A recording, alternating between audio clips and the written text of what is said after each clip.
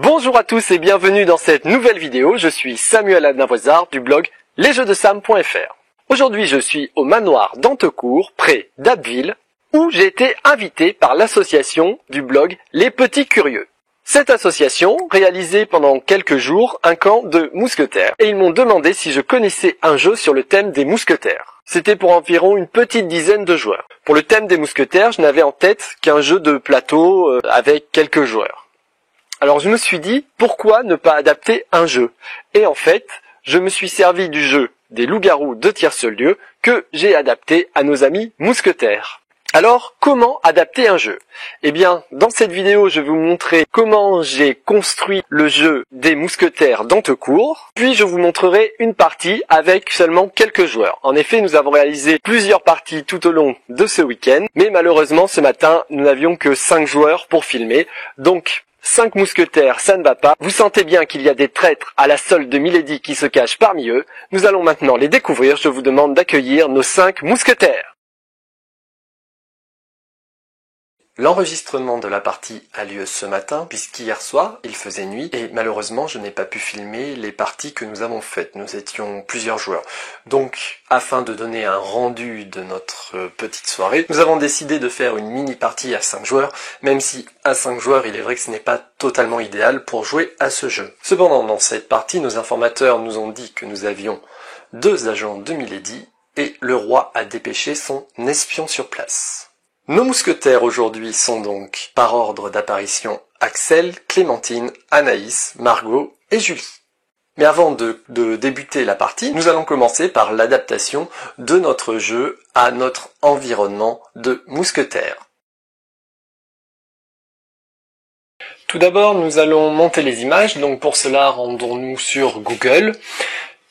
Nous allons rechercher tout d'abord donc le cardinal de Richelieu, donc une image du cardinal de Richelieu que nous allons mettre en forme. Donc là j'en ai trouvé une, je l'enregistre sous mon bureau et j'ouvre mon logiciel de montage photo. Donc moi j'utilise Snagit Editor. Je le fais au format 350 par 350 pixels, ce qui correspond à 9 cm. J'ouvre donc mon image que j'ai récupérée du cardinal. Je fais une petite découpe en rond. Ensuite, je colle sur mon image d'arrivée. Je recentre, je déplace. Je vais également colorier le fond de la même couleur que ce ruban bleu, par exemple. Voilà. Et je vais maintenant mettre le nom de ma carte qui sera cardinal. Le cardinal étant pour moi l'équivalent de la sorcière. Donc pour cela, je vais également rajouter 2 petites potions sur les côtés. Donc pareil, vous allez chercher sur Google une image de potion. Vous l'enregistrez sous. Vous l'ouvrez ensuite, une fois qu'elle est téléchargée, vous l'ouvrez dans votre logiciel d'image. Et vous la mettez au format voulu pour que l'image soit jolie. Et ensuite, vous faites ainsi avec toutes les images. Une fois que vous avez fait toutes les images, donc on va créer une feuille au format A4, donc 827 pixels par 1170. Et sur cette feuille A4, nous allons copier toutes les images que nous avons créées, donc toutes les images qui nous seront nécessaires pour le jeu. Donc voilà, les images s'ouvrent. N'oubliez pas de créer un dos également, donc là on va commencer par coller l'image du cardinal, celle de la duchesse qui sera l'équivalent de Cupidon. Et ensuite je colle les dos, l'espion du roi qui aura le rôle de la voyante, voilà avec mes dos. J'enregistre cette feuille au format A4, je fais ça pour toutes les cartes, donc là je l'appelle impression 1. Et une fois que j'ai fait ça pour toutes mes cartes, donc j'imprime mes plaquettes. Donc voilà, j'ai mes feuilles imprimées, donc je peux passer au découpage. Donc je découpe les dos, donc vous voyez là tous mes dos. Je découpe ensuite les faces qui vont me servir pendant le jeu. Je prends ensuite un morceau de carton sur lequel je vais coller mes cartes. Donc je crée des cartes, un tracé pour les cartes, donc de 9,5 par 9,5. Je découpe soit au ciseau, soit au cutter. Je vous conseille de le faire au cutter, c'est plus facile, mais mettez bien une protection en dessous. Et donc j'ai tous mes petits cartons. Dessus, je vais, à l'aide de la colle à bois, je vais coller donc mes faces. Donc à l'aide d'un pinceau, vous étalez la colle sur le morceau de carton. Vous prenez votre papier, vous le collez. Faites tout d'abord tous les dos. Voilà, laissez sécher quelques instants, puis une fois que les dos sont faits, vous pouvez passer aux faces. Donc là, on va préparer la carte voilà, du cardinal. Je la colle. Et voilà, la carte est prête, vous faites ça pour toutes les cartes, donc ici les dos et ici les faces. Dans ce jeu des mousquetaires d'Antecourt, nous allons donc reprendre les personnages des loups-garous de Tiercelieu. Tout d'abord, la carte que vous voyez ici, l'ordre de Saint-Louis, sera en fait le capitaine des mousquetaires. Les autres personnages qui seront présents. Nous aurons tout d'abord, bien entendu, les mousquetaires du roi qui représenteront les villageois. Viendront ensuite les agents de Milady qui seront l'équivalent des loups-garous. Découvrons maintenant l'espion du roi qui sera l'équivalent de la voyante ou de la petite fille. Vous avez ensuite le cardinal qui lui sera la sorcière. Ensuite viendra la duchesse qui était en fait la duchesse de Chevreuse, une favorite de la reine entremetteuse qui sera bien entendu le dieu Cupidon. Et enfin l'armurier du roi qui tiendra le rôle du chasseur. La partie peut maintenant commencer. Nous allons procéder par l'élection du capitaine des mousquetaires. Celui qui sera élu capitaine recevra l'ordre de Saint-Louis. Dans cette partie, le capitaine a une seule voix, mais départagera les égalités. Plusieurs candidats se présentent, mais c'est Margot qui est élue capitaine des mousquetaires. Elle reçoit donc l'ordre de Saint-Louis. Merci, c'est super gentil. La première nuit va tomber, et comme la nuit tout le monde dort, nous ne verrons pas ce qui va se passer. Nous nous retrouverons donc au lever du soleil.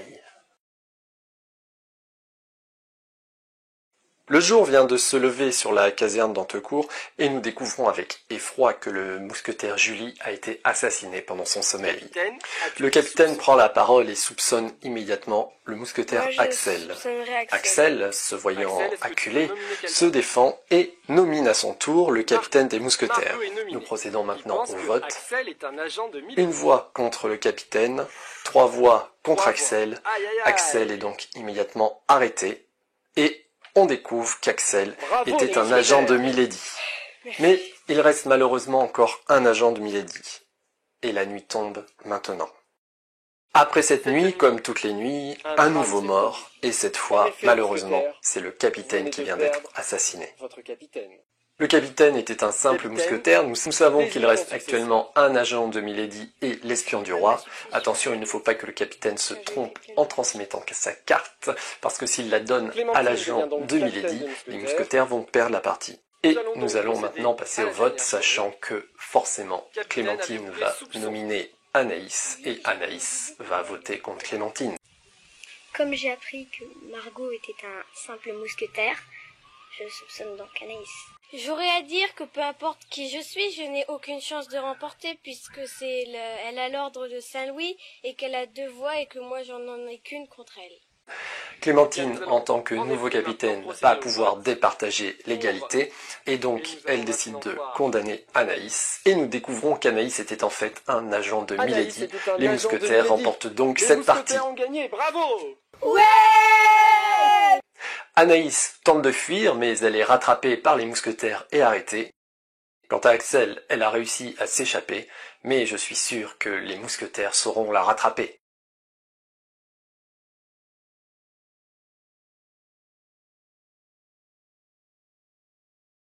On m'en avait déjà parlé, mais je ne connaissais pas avant, je n'y avais jamais joué. J'ai joué très souvent et je connaissais très bien le jeu. J'ai connu ce jeu des loups-garous grâce à une amie en colonie de vacances. Oui, j'y avais déjà joué en 5e. Déjà, c'était mieux expliqué. J'ai tout de suite compris et j'ai préféré celui-ci. Cette adaptation est vraiment très bien faite car on peut retrouver les mêmes personnages mais avec d'autres noms. J'ai retrouvé un peu les mêmes personnages mais c'était plus palpitant. Je ne vois pas de contrainte à y jouer. Ce que j'aime, c'est de pouvoir partager avec les autres, pouvoir montrer vraiment notre sincérité ou pouvoir bluffer n'importe quand. J'aime bien me réveiller la nuit, moi.